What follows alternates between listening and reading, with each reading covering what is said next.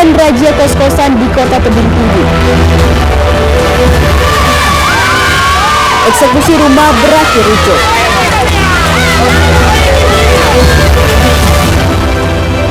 Warga berdesak-desakan guna mendapat beras.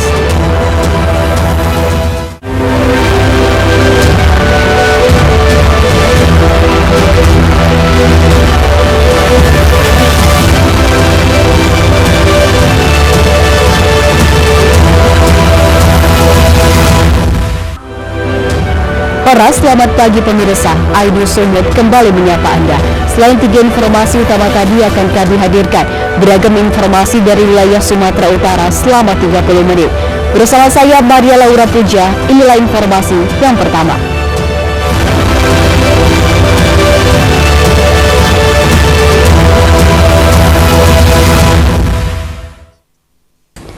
Pemirsa, petugas BNN Kota Tebing Tinggi bersama Satpol PP dengan POM TNI Angkatan Darat melakukan razia sejumlah rumah kos-kosan di Jalan DR Hamka, Kampung Bicara, Kota Tebing Tinggi.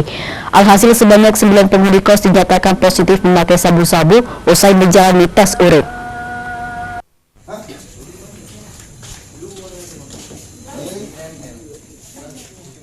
Puluhan penghuni kos-kosan di Jalan Dr. Hamka, Kampung Bicara langsung digiring petugas gabungan ke halaman kos-kosan usai terjaring di dalam kamar kos. Satu persatu penghuni kos yang mayoritas masih gadis belia ini langsung dites urin. Hasilnya dari puluhan yang dites urin, 95 di antara wanita dinyatakan positif memakai sabu-sabu. Seluruh yang dinyatakan positif langsung dibawa ke BNN. Selain dilakukan penyerahan oleh tokoh agama, juga dilakukan rehab. Tempat kos-kosan yang ada di Kampung Bicara, dan dari hasil pelaksanaan razia ini kita laksanakan dan mengamankan melaksanakan tes urin sebanyak kurang lebih 23 orang.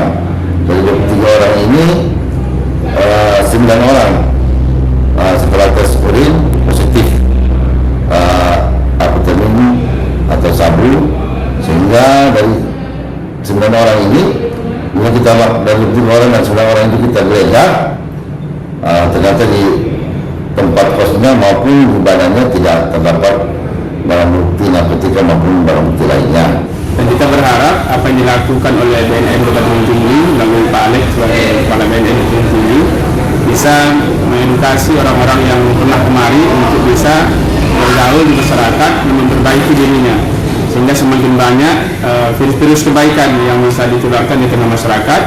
Dan kami juga bermohon kepada masyarakat Kota Tebing Tinggi, saudara-saudara kita yang kembali kepada masyarakat, kepada keluarga, mohon disambut dengan baik. Saat ini puluhan warga masih dilakukan rehab di kantor BNN Kota Tebing Tinggi, merupakan angkatan ke-13 untuk tahun ini, dan sudah ratusan yang dilakukan rehab. Dari Kota Tebing Tinggi, Abdul Hasan Hasibuan, iNews melaporkan.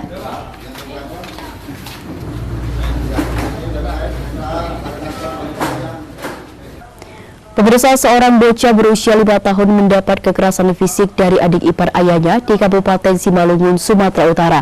Kaki korban dipukul dan bagian dada serta punggung juga mengalami luka parah akibat disetrika pelaku. Peristiwa ini terjadi hanya karena korban menghabiskan nasi dan rambutan di rumahnya.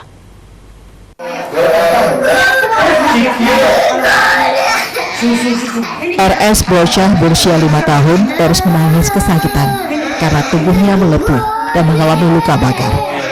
Dada dan punggungnya disetrika oleh pelaku berinisial SM yang merupakan tantenya atau adik ipar dari ayahnya pada Rabu 4 Oktober lalu. Selama ini RS dirawat dan tinggal bersama pelaku di Kecamatan Silimakuta, Kabupaten Simalungun. Sebelumnya April lalu ayah korban meninggal dunia. Sedangkan ibunya telah lama kabur sejak korban masih bayi dan akhirnya tinggal bersama pelaku dan keluarganya. Pada saat kejadian, pelaku yang baru pulang dari ladang melihat nasi dan buah rambutan sudah habis. Pelaku kemudian menyetrika pakaian dan menanyakan hal itu kepada korban yang baru datang. Pelaku yang emosi memukul kaki korban dengan sapu ujung. Pelaku juga menyetrika dada dan punggung korban menggunakan setrika yang masih panas. Mendapat informasi, Polres Simalungun membawa korban ke Rumah Sakit TNI di Kota Pematang Siantar untuk mendapat perawatan medis. Dari pemeriksaan dokter, korban mengalami luka bakar sebanyak 30% dan luka lebam lainnya, sehingga harus mendapatkan perawatan intensif di rumah sakit. Biaya pengobatan hingga selesai ditanggung keseluruhannya oleh Polres Simalungun. Simalungun menerima pengaduan tentang kekerasan terhadap anak itu tepatnya pada hari Kamis. Yang pertama kali menerima adalah Polsek Seribu Dolok. Kemudian setelah menerima pengaduan dari masyarakat, korban langsung kita amankan dan kita bawa ke Polres. Dan setelah melakukan interogasi secara singkat, langsung kita mengamankan si pelaku. Jadi dari hasil kronologis, dari hasil keterangan kita dapat bahwa kejadian ini terjadi pada hari Rabu. Saat ini pelaku telah ditahan di Mapolres Simalungun dan terjerat dengan Undang-Undang Perlindungan Anak. Dari Simalungun, Sumatera Utara, Dharma Setiawan, iNews melaporkan.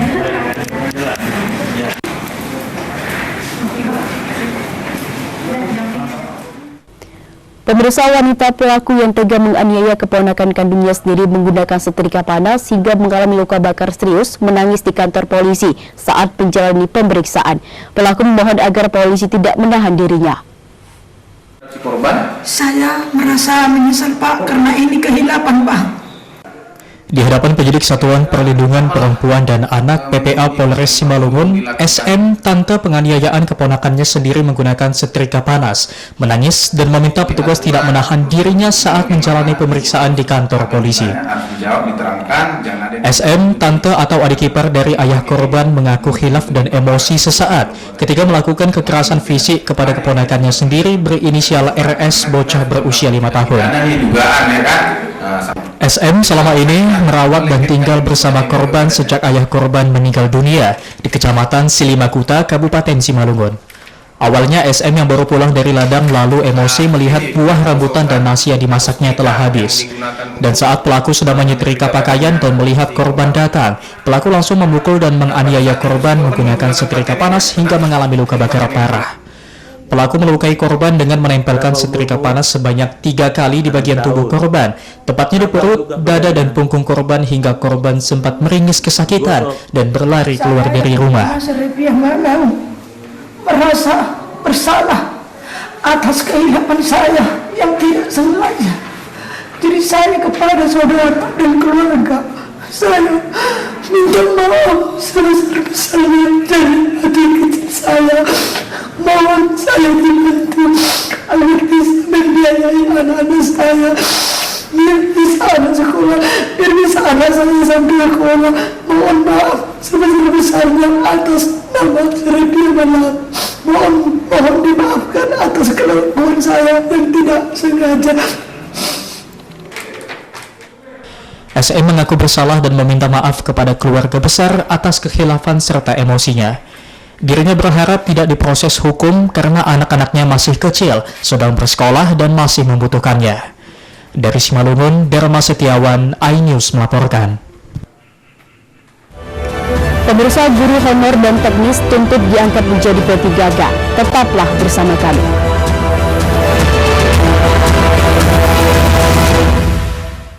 Mengupas makna dan tafsir Al-Quran bersama ulama terkemuka tanah air. Kaumum min kaum khairun minal yadis sufla. Nggak bakal bisa dibayar oleh dunia dan seisinya. Jelas, lugas untuk kehidupan sehari-hari. Di antara yang merusak hati adalah buruk sangka. Wa aqimus salah wa atuz zakah.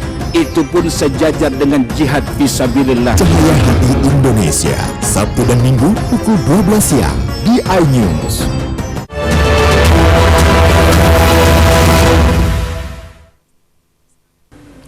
Terima kasih Anda masih bersama kami di iNews Sumut, inspiring and informative.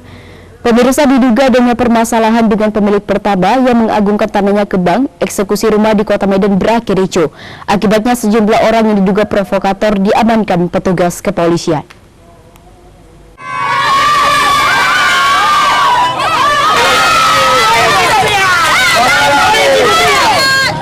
Penghuni rumah di Jalan DI Panjaitan Medan Senin siang terlibat kericuhan dengan petugas kepolisian.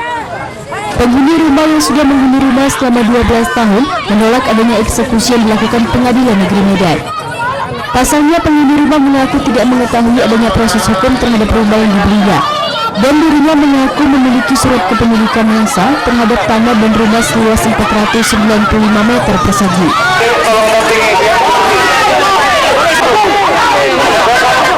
Proses eksekusi diwarnai aksi adu mulut dan tarik-menarik.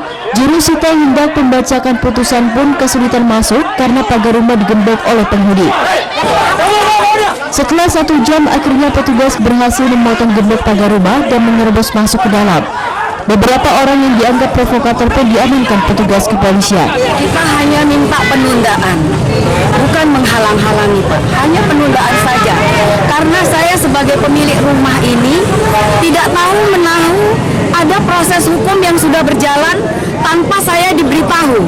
Saya sudah tinggal di sini selama 12 tahun dan saya punya bukti kepemilikan yang sah. Nah, sekarang ada orang yang jual beli di tempat lain. Ini dia. Nah, dan mereka memaksakan untuk mengeksekusi tempat ini tanpa ada pemberitahuan kepada saya. Nah, ini sekarang yang pihak berperkara antara Beni dengan Dr. Dewi Fitriana yang saya tidak pernah kenal dan saya tidak tahu apa permasalahannya. Sementara itu, Jurusita Pengadilan Negeri Medan Binar Sinaga mengatakan pihaknya melaksanakan putusan nomor 754 di mana dari hasil lelang tanah dan rumah ini dimenangkan oleh Beni. Antara Beni dengan Dr. Fitriana sudah jual beli dan pernah digugat dengan gugatan 754/2002 dan dimenangkan oleh Beni selaku pembeli. Sekarang yang menempati secara hukum menurut putusan ini adalah pihak ketiga. Itu dia, Pak. Pihak ketiga ini yang menguasai sekarang. Itu yang kami laksanakan putusan 754 tadi. Berarti yang mempersoalkan pihak ketiga ya? Iya. Ibu Dr. Dewi Fitriana nggak datang. Jadi yang menempati pihak ketiga lah kita namakan. Itu yang melakukan perlawanan. Saat ini petugas sudah memindahkan barang milik penghuni dan mengosongkan rumah. Dari Medan, Ahmad Ridho Nasution, iNews melaporkan.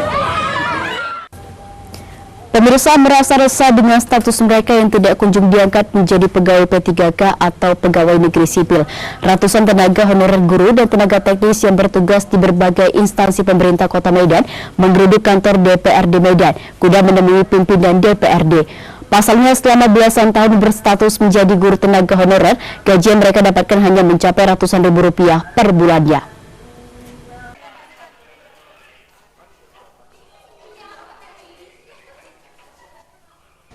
Ratusan tenaga honorer guru bersama tenaga honorer teknis yang bertugas di berbagai instansi pemerintahan Kota Medan seperti Badan Keuangan Aset Daerah atau BKAD, Dinas Perhubungan, Dinas Sosial, Dinas PU Medan, Perkim, serta kantor camat, Senin sore mendatangi gedung DPRD Kota Medan Jalan Kapten Maulana Lubis untuk menemui pimpinan DPRD. Kedatangan mereka untuk mengadukan nasib mereka yang bertahun-tahun bahkan belasan tahun masih tetap berstatus sebagai tenaga honorer kategori 2 atau K2.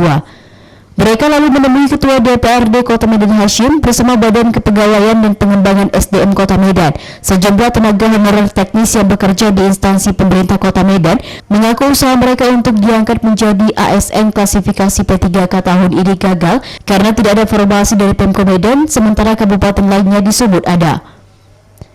Mereka sangat berharap tenaga honorer kategori 2 diangkat menjadi P3K atau PNS sehingga kesejahteraan mereka meningkat. Ditambah lagi ada wacana pemberhentian bagi tenaga honorer K2 ke depannya. Hal senada juga disampaikan para guru honorer lainnya. Ya, tentunya ya kami selaku dari daerah tentunya kita mempedomani ya ketentuan peraturan yang berlaku termasuk Kemenpan yang berlaku karena ini berlaku se-Indonesia. Bagaimanapun proses pelaksanaan seleksi P3K ini tetap kita mempedomani ketentuan yang ada. Masalah Binjai Batubara Madinah itu bisa diangkat di mana nih Bang? Ya itu katanya. Formasinya Bang, formasinya. Jadi formasi itu tentu kita menerapkan skala prioritas. Namun begitu sistemnya prioritas. Saat ini prioritasnya untuk pendidik, guru-guru dan nakes. Sementara honor teknis itu nanti akan diatur tersendiri ya berdasarkan undang-undang ASN yang baru itu mungkin nanti akan ada turunan peraturan yang lainnya. Menanggapi aspirasi pengunjuk rasa, Ketua DPRD Medan Hasyim pun berjanji akan mengawal apa yang menjadi harapan guru honorer di Kota Medan agar terwujud dan terrealisasi. Sementara untuk tenaga teknis di Kota Medan ini masih menunggu undang-undang ASN baru untuk perekrutan mereka menjadi P3K. Dari Medan, Said Ilham, iNews melaporkan. Pemirsa, Badan Advokasi Hukum atau BAHU DPW Partai Nasdem Sumut bersama 100 advokat melayangkan somasi kepada Lingkaran Survei Indonesia atau LSI Denny JA. Somasi itu dilayangkan pasca LSI menyebut elektabilitas Anies Baswedan di Sumut hanya 5%. Juga biar kelihatan jadinya, bisa dilihat ya tampilan menu-nya itu biar tidak muncul. Badan Advokasi Hukum atau BAHU DPW Partai Nasdem Sumatera Utara melayangkan somasi kepada LSI Denny JA.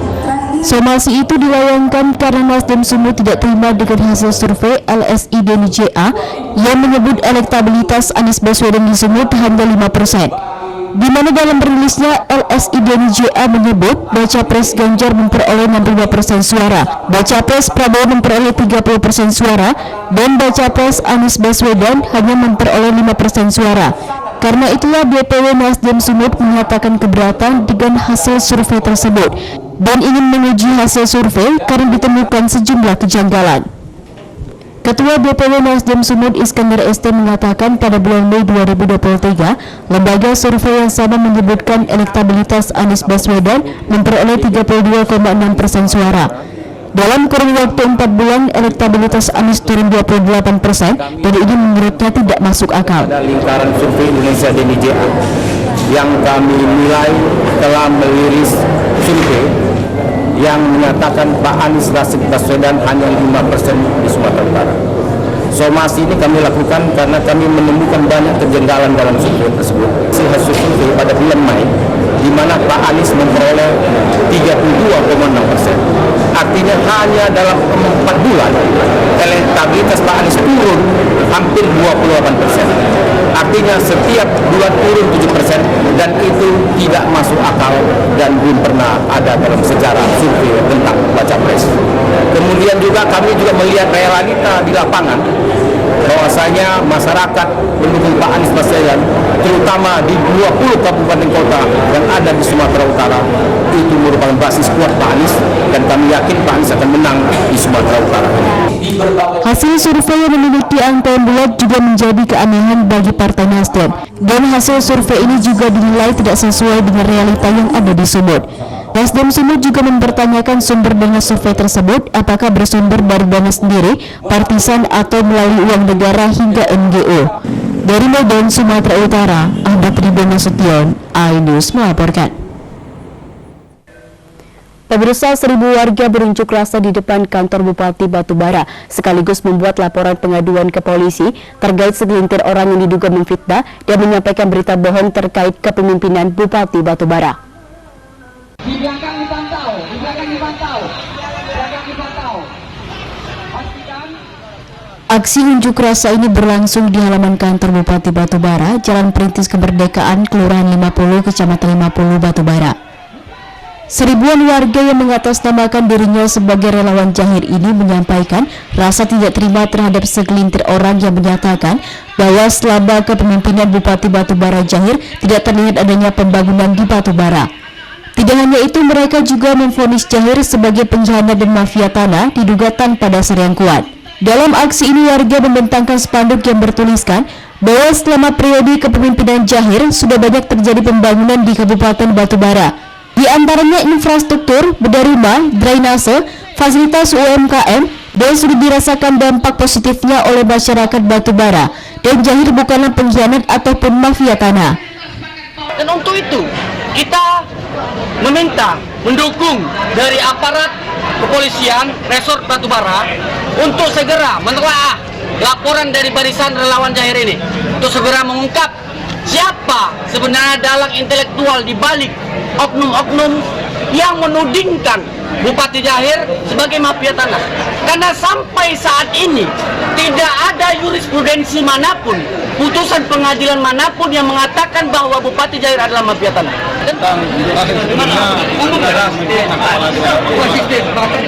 Pengaduan masyarakat wajib kita terima,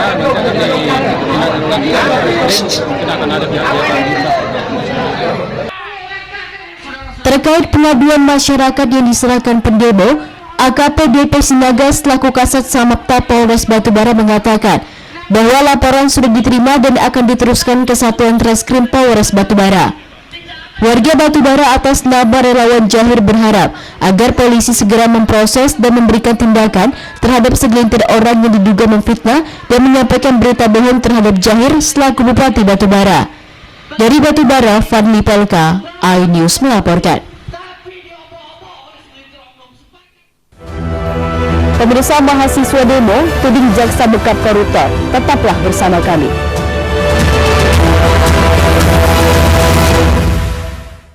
Enak, bikin mata kita melek. Dan rasanya mantap.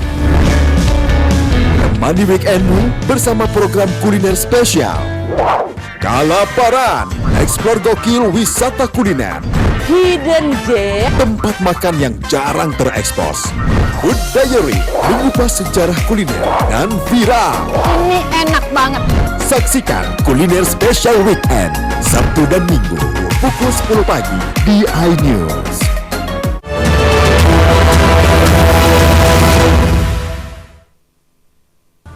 Terima kasih Anda masih bersama kami di iNews Sumut, inspiring and informative. Pemirsa, masih tingginya harga beras membuat ratusan warga di Mandailing Natal, Sumatera Utara berdesakan saat pembagian beras gratis yang digelar Nakan di kantor pos setempat. Pembagian beras gratis tahap 2 ini bertujuan membantu warga yang terbebani dengan tingginya harga beras.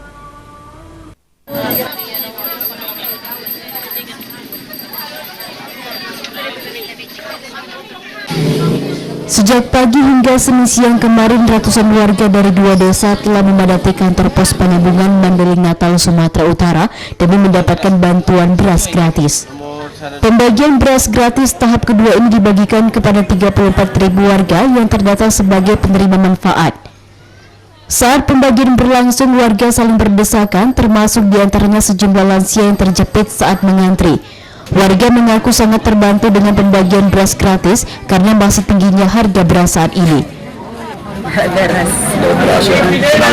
Senang. Untuk apa itu berasnya? Masak. Memang harga beras gimana? 15. Mahal. Mahal.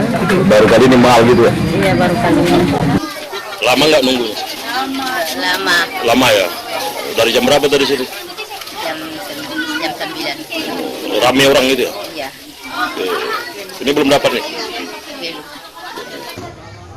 Meski senang mendapatkan bantuan beras gratis, warga berharap pemerintah segera menstabilkan harga beras di pasaran agar beban ekonomi warga semakin tak terjepit. Dari Mandailing Natal, Ahmad Hussein Lubis, iNews melaporkan.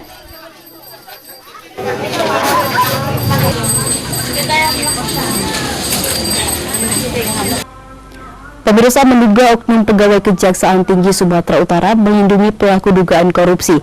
Puluhan mahasiswa di Medan menggeruduk kantor Kejaksaan Tinggi Sumatera Utara di Jalan AH Nasution, Medan.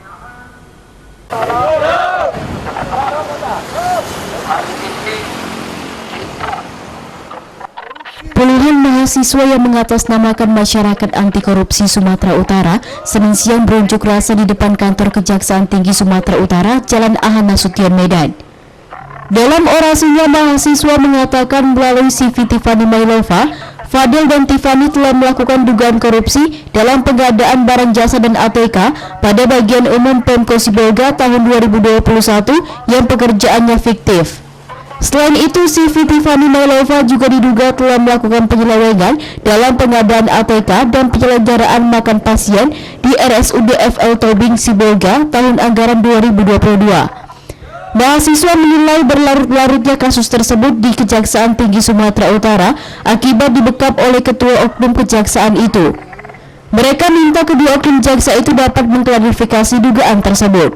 Baik Bang, sebelumnya kami masyarakat anti korupsi Sumatera Utara hadir di sini untuk menyatakan bahwasanya ada informasi yang berkembang bahwasanya kasus ini tidak akan dilanjutkan sebab ada oknum dari jaksa di tinggi Sumatera Utara yang hari ini mencoba membackup, mencoba mengintervensi kasus ini sehingga kasus ini berlarut sampai hari ini belum juga ada perkembangan dari kasus itu, Bang. Sangat salah paham dan fitnah ya. Kita cek tim kita ya, Penkum Intel menanyakan kepada yang berunjuk rasa tadi, dari mana mereka tahu informasinya bersama? Mereka tidak tahu. Nah ini kan kita jadi bingung, sebetulnya ini yang mengunjuk rasa ini tahunya apa begitu. Walaupun demikian tetap diterima, namun yang perlu kami beri penjelasan bahwa oknum yang dimaksud tersebut tidak ikut di tim dalam penanganan kasus tersebut. Pihak Kejatisu yang menemui puluhan mahasiswa menjelaskan jika kasus dugaan korupsi oleh CV Tiffany Bailova tersebut sudah dalam penyidikan. Dari Medan, Said Ilham, iNews melaporkan.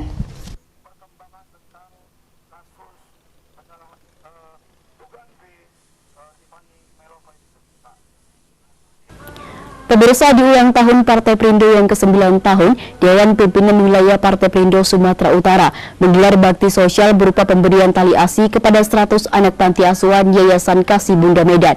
Kegiatan ini digelar di kantor Perindo Jalan Imam Bonjol Medan Minggu siang kemarin.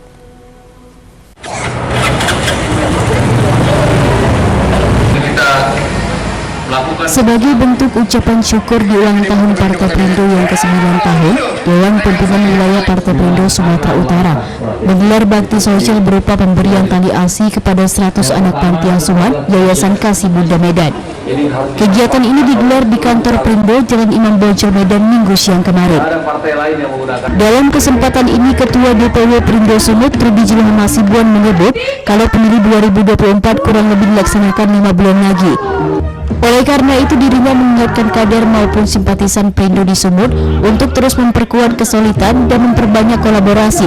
Sesuai moto Perindo di Sumut, yakni kita solid, kita pasti bisa. Rudi juga menyampaikan kepada para caleg yang berkompetisi untuk memperbanyak sosialisasi dan kolaborasi. Jangan malah satu daerah pemilih justru saling melemahkan dan menjatuhkan. Khususnya di Sumatera Utara ke depan itu akan menjadi lebih besar, lebih kuat lagi. Namun kita selalu pesankan bahwa sesama kader Perindo harus semakin punya rasa kebersamaan, persatuan dan kesatuan, terutama solid. Karena tagline Partai Perindo Sumatera Utara, kita solid, kita pasti bisa. Dan kita yakin bahwa dengan banyaknya bergabung tokoh-tokoh hari ini di Partai Perindo, yang terutama Gubernur ke-17, Bang Datuk Eri Muradi, ada Sornaman Saragi, dan lain sebagainya, ada Pak Hala Sitorus, itu merupakan kekuatan tambahan bagi Partai Perindo Sumatera Utara, dan yakin bahwa target kita satu fraksi di provinsi itu bisa tercapai, minimal satu fraksi, dan juga di kabupaten kota, dan kita yakin dengan kekuatan yang ada hari ini Partai Perindo di Sumatera Utara mampu mengembangkan minimal satu kursi satu dapil untuk DPR RI. Kegiatan peringatan HUT ke-9 Perindo di kantor DPW Perindo Sumut ditutup dengan pemberian tali ASI kepada 100 anak yatim panti asuhan Yayasan Kasih Bunda Medan. Dari Medan, Saddam Hussein, iNews melaporkan. Informasi tadi menjadi akhir iNews Sumut hari ini. Saya Maria Laura Puja atas nama tim redaksi yang bertugas mengucapkan terima kasih atas kebersamaan Anda. Selamat beraktivitas dan sampai jumpa.